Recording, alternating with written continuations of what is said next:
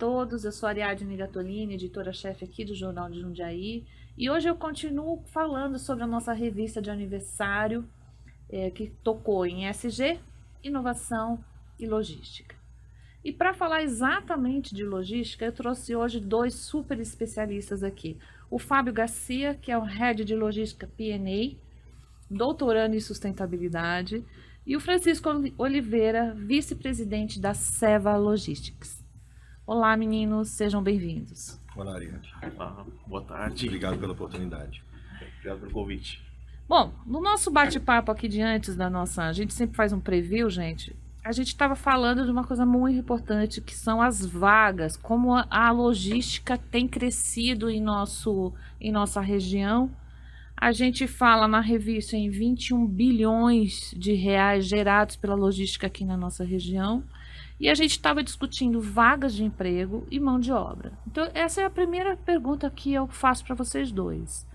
Nós temos emprego e nós temos mão de obra qualificada para esses empregos?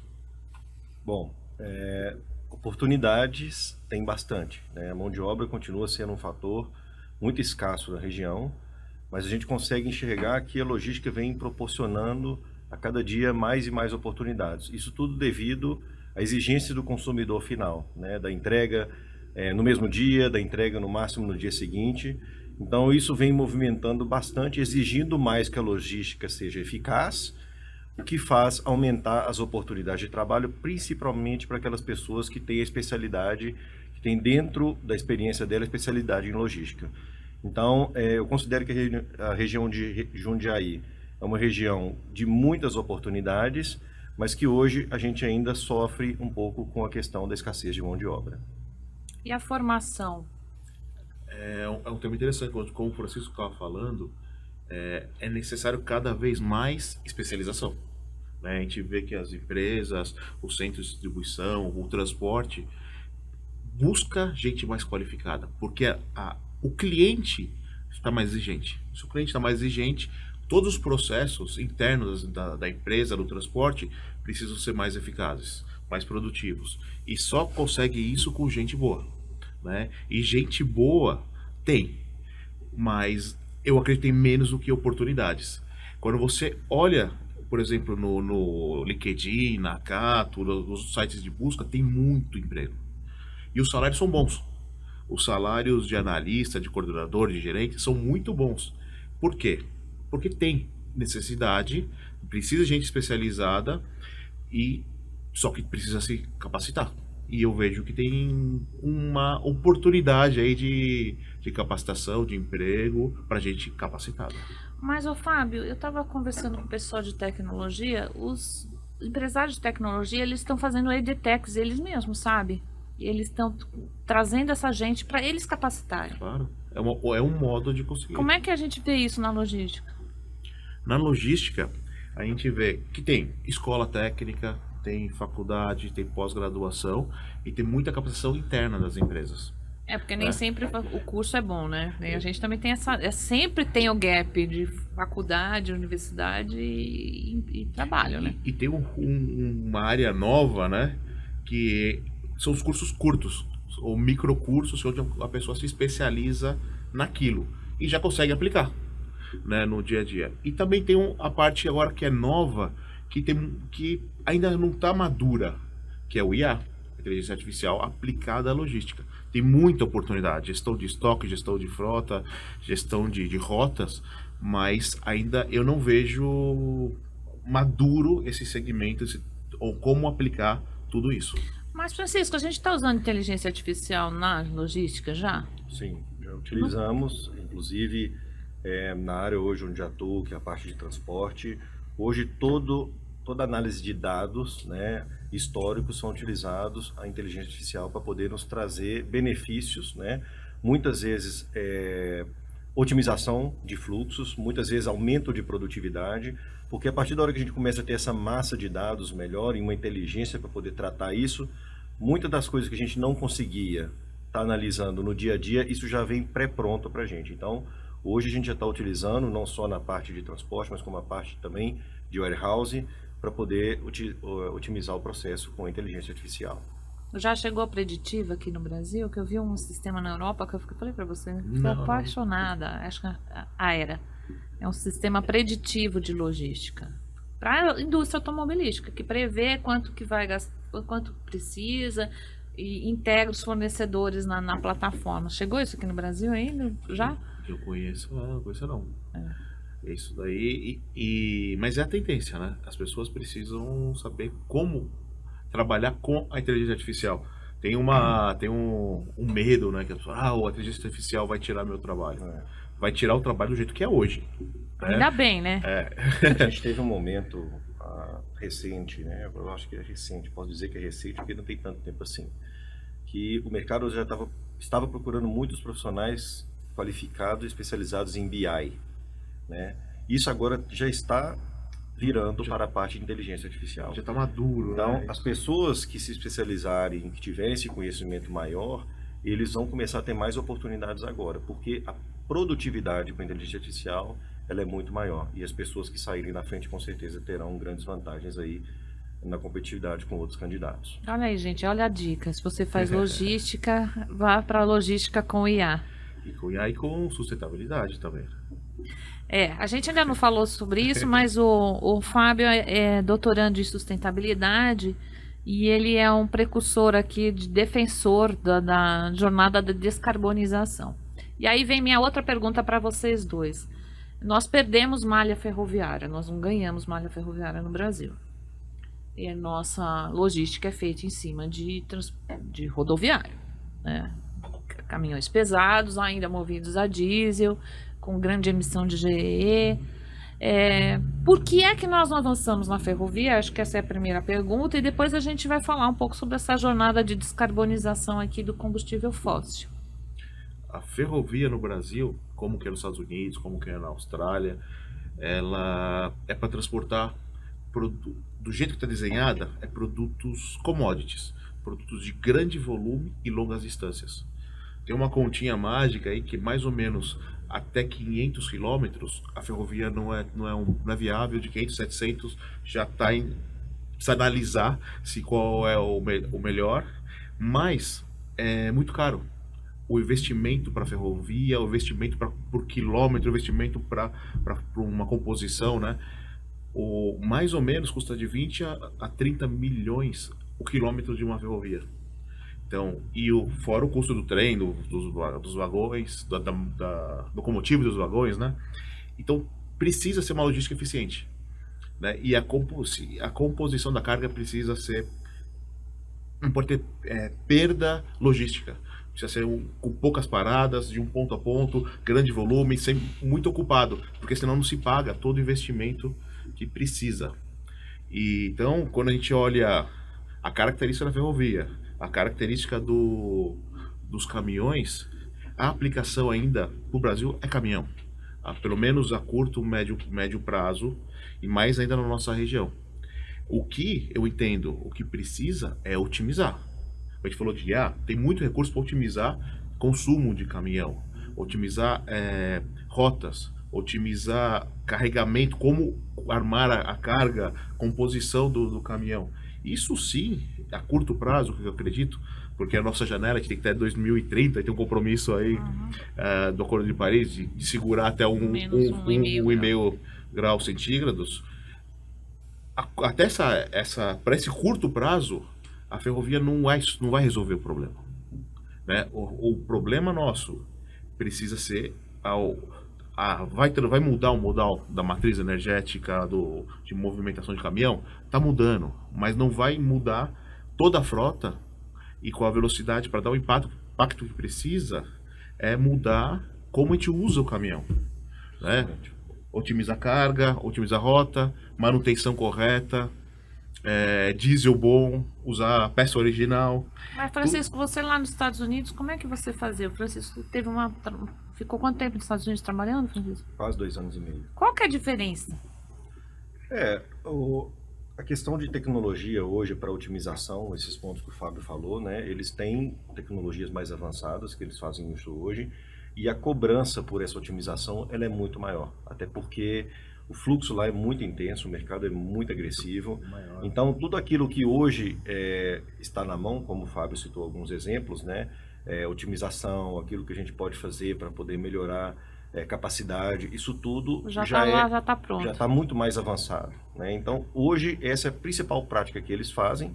Obviamente que muitas vezes a gente vê países como os Estados Unidos desenvolvendo primeiramente do que a gente, mas ainda não deram um passo muito maior do que esse, né? Então, quando o Fábio Carga comenta, lá, a ferrovia tem? hoje eles trabalham muito ainda com esse processo de otimização e a falta de recursos hoje também lá é um fator muito agravante. Então, se não fazem isso muitas vezes vão faltar também motoristas para poder garantir que todas as empresas vão conseguir fazer todos os fluxos que eles necessitam. Então, é justamente o básico tem que ser feito muito bem, né, para a gente poder passar para um próximo step e avançar. Você com também sentia falta de mão de obra lá? muita falta. Né? Acho que é pior que aqui, né? É um mercado onde, o último número que eu tenho em mente, a gente estava falando de 12 milhões de oportunidades que não eram preenchidas, né? Então, tem muitas oportunidades para outros países, tem vários acordos entre Estados Unidos e outros países também, mas continua sendo um gap muito grande a questão de mão de obra também nos Estados Unidos. A gente não falou de combustível, né?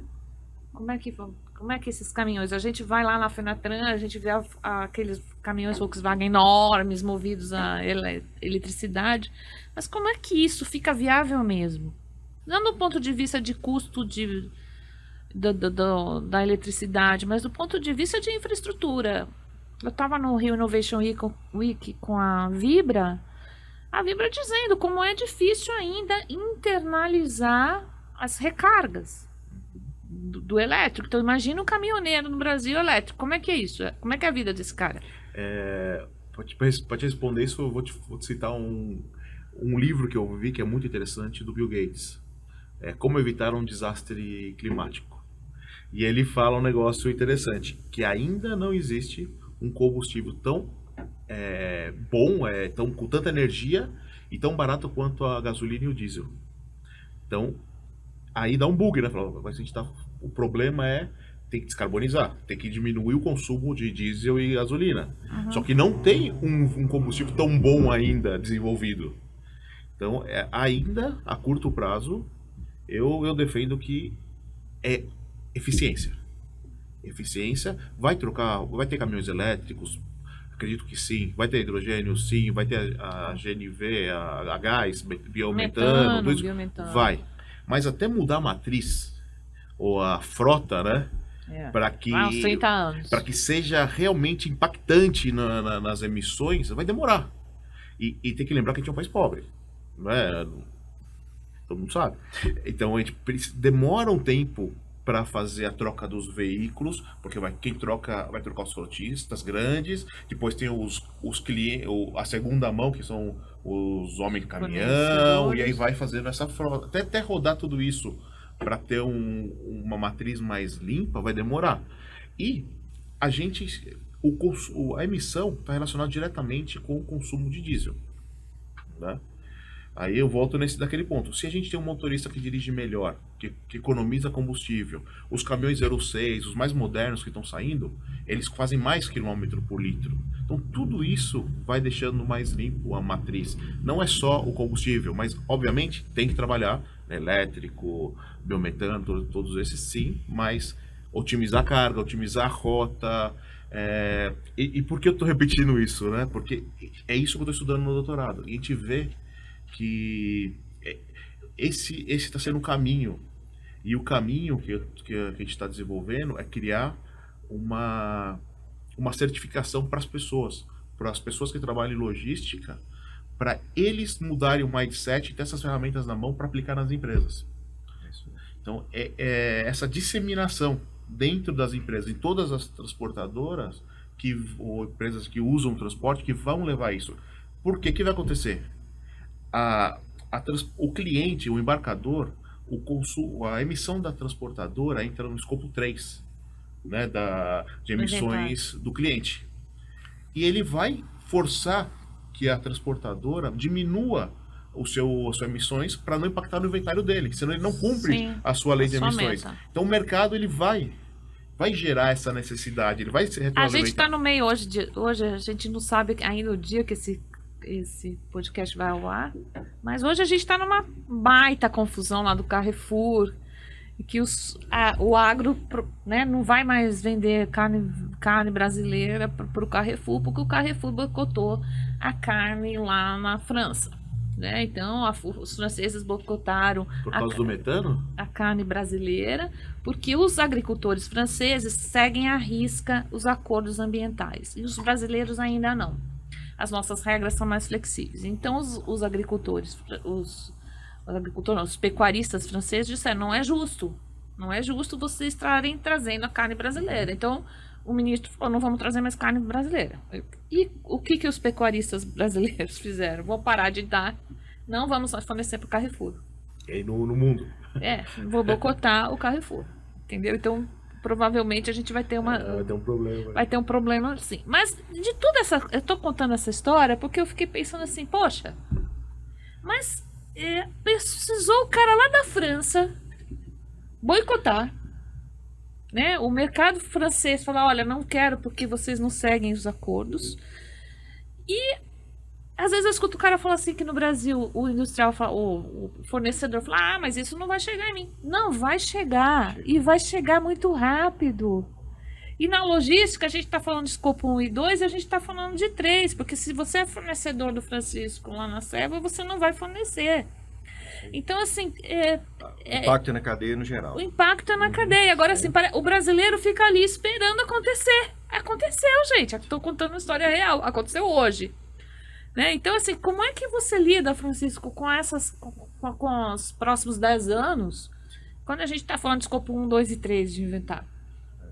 Na verdade, o Fábio citou um exemplo que eu escutei de algumas empresas que eu tenho conversado em relação à questão do uso de veículo elétrico e tudo. Né? Então, quando a gente fala de esperar, tem muita gente esperando para ver o que vai acontecer.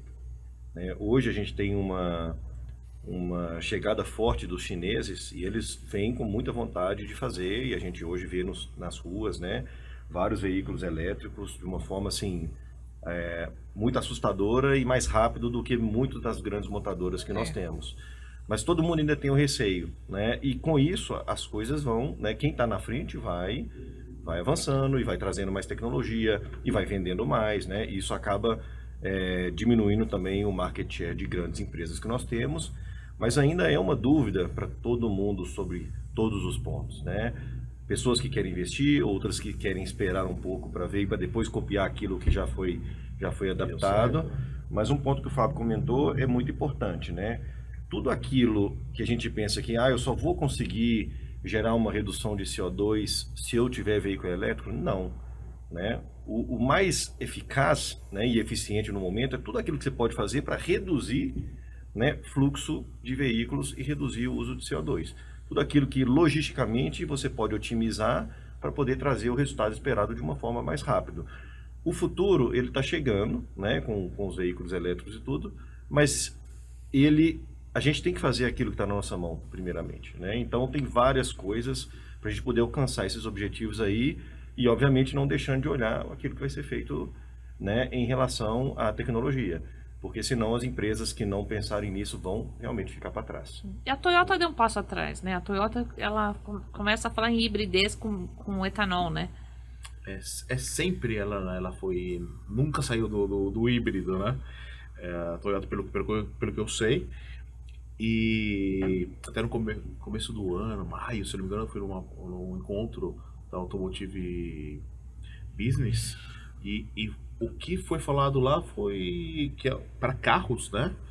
A probabilidade que a matriz do Brasil seja híbrido a etanol, o full hybrid a etanol, que esse deve ser o veículo que se vai usar no Brasil. E obviamente cada país ou cada região do mundo vai ter o seu modelo, né? De acordo com porque etanol, porque a gente planta cana e porque tem possibilidade de produzir etanol a preço competitivo, que não tem essa possibilidade na Europa, né?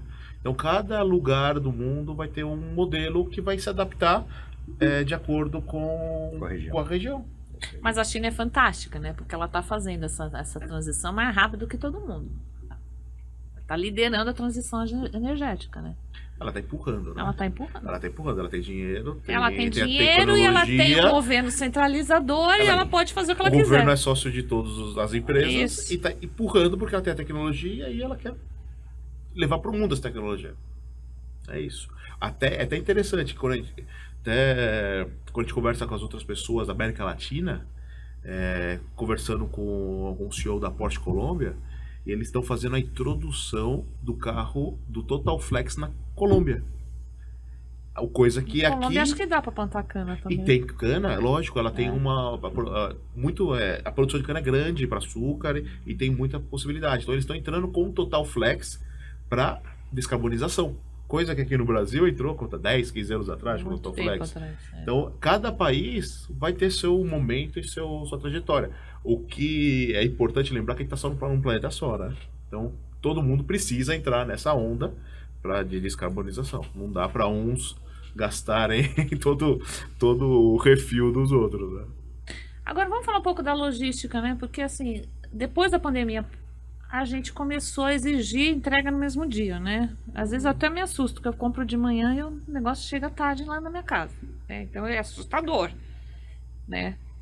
Tem o custo ambiental também nisso. Sim. Só que eu acho que é irreversível isso. Essa mudança de hábito o consumidor não volta atrás. Quem aderiu ao e-commerce, aderiu ao e-commerce, com seu impacto ambiental ou não.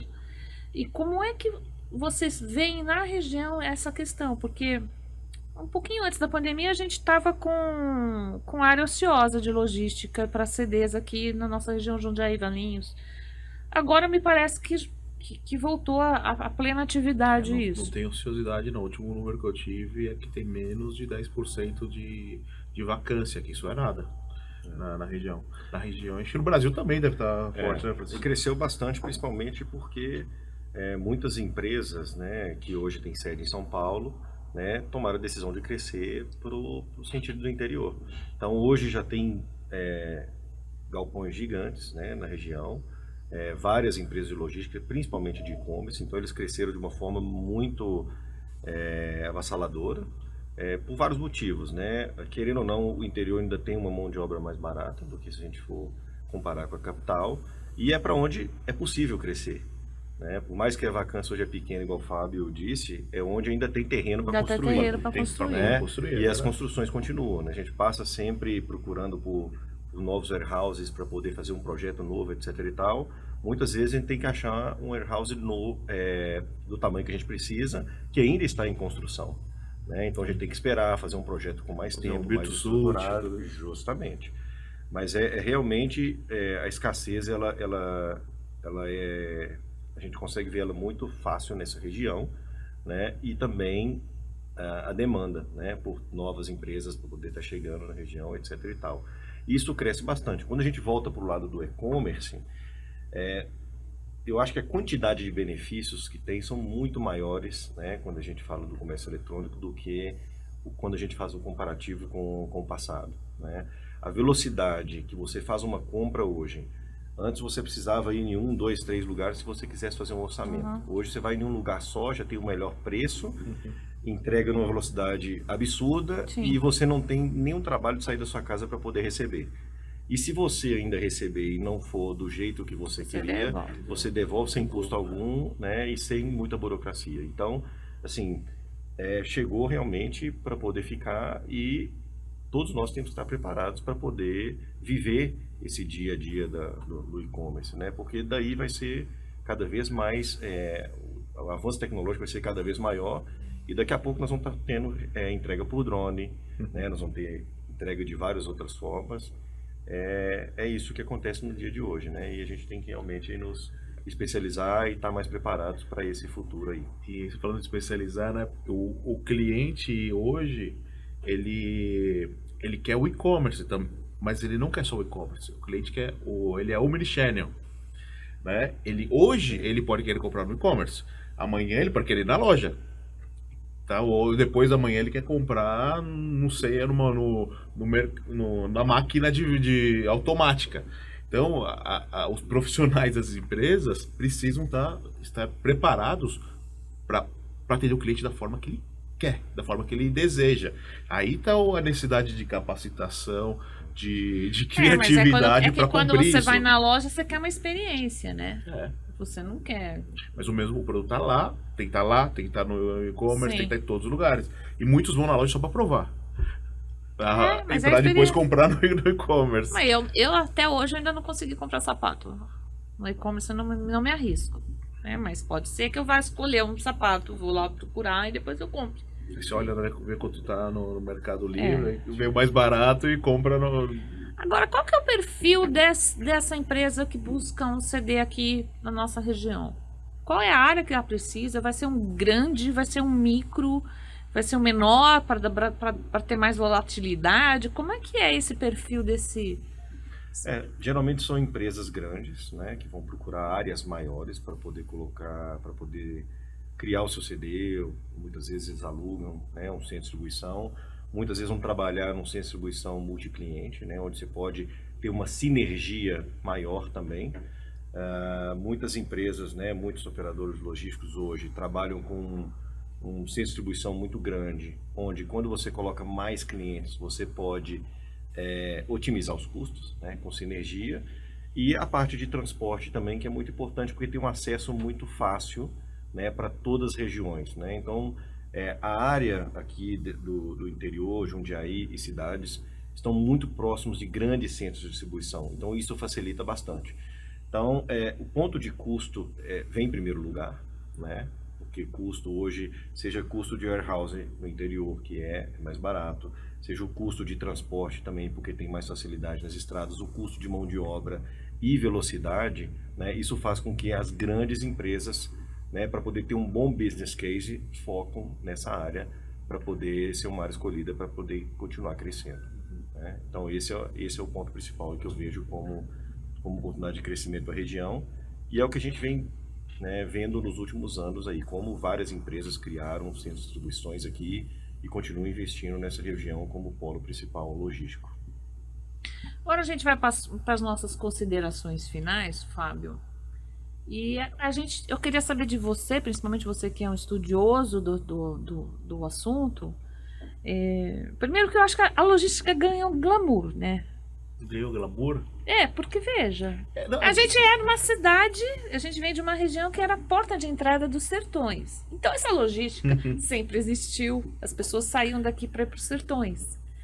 Aí nós fomos fazendo os nossos parques industriais, década de 70, industrialização, tal, chegaram os serviços. Hoje o PIB de Jundiaí maior é de serviços, não é da indústria. Temos um parque diversificado e tal. A logística era a prima pobre da história ali. A partir dos anos 2000 é que o negócio começou a mudar. E agora eu acho que com a inteligência artificial, com a tecnologia, ela glamorizou. O que você acha? Eu acho que a logística não era prima pobre, era prima desconhecida. Pode ser. Né? Porque você conhece alguém que quando escolheu trabalhar, falou, vou trabalhar com logística? Do pessoal mais antigo? Não.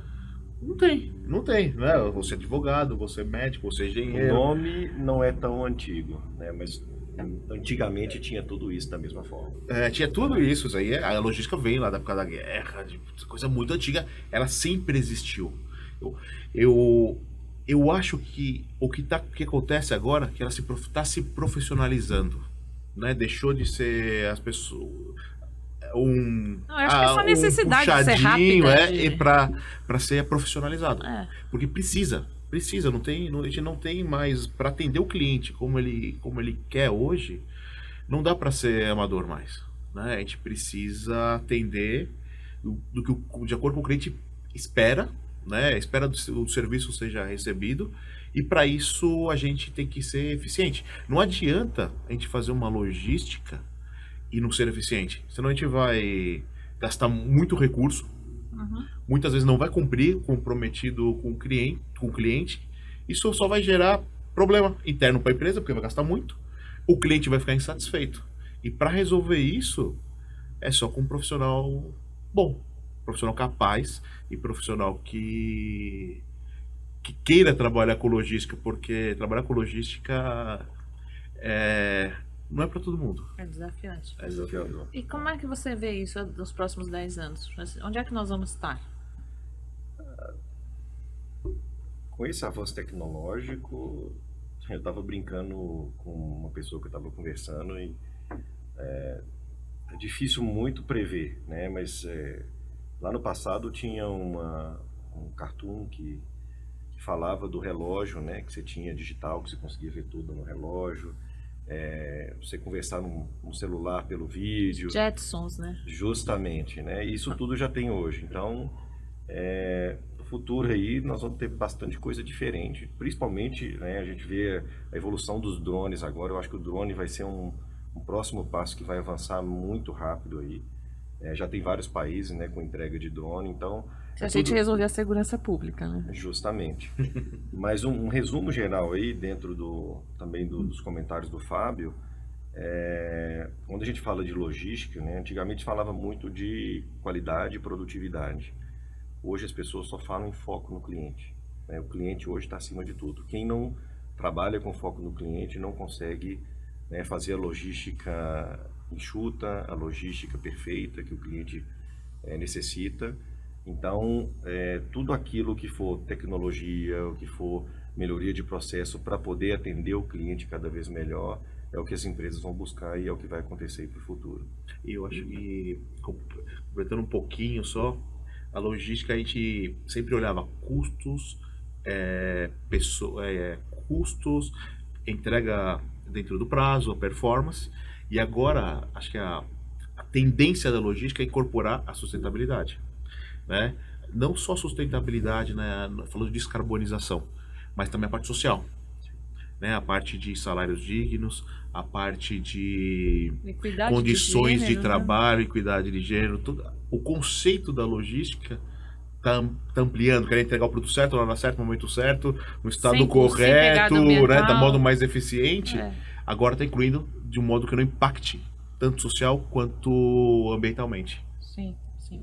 Bom, agora vocês podem deixar suas redes sociais, LinkedIn. Onde é que a gente te acha, Fábio? Fábio, a gente acha ele em vários lugares, gente. Vocês podem me encontrar no LinkedIn, né? No LinkedIn Fábio Garcia. E também vocês podem me seguir no meu podcast, Lock Talks Latinoamérica, ou pelo meu site, locktalks.com, onde vocês vão encontrar um pouco mais sobre mim e sobre o trabalho que eu ando fazendo sobre logística e sustentabilidade no meu podcast. Na América Latina, viu, gente? Francisco, onde a gente acha você? E eu, Francisco Oliveira, no LinkedIn. Ok. Sigam-nos aqui nas nossas redes sociais, leiam a revista que vai estar aqui no site jj.com.br. Até mais.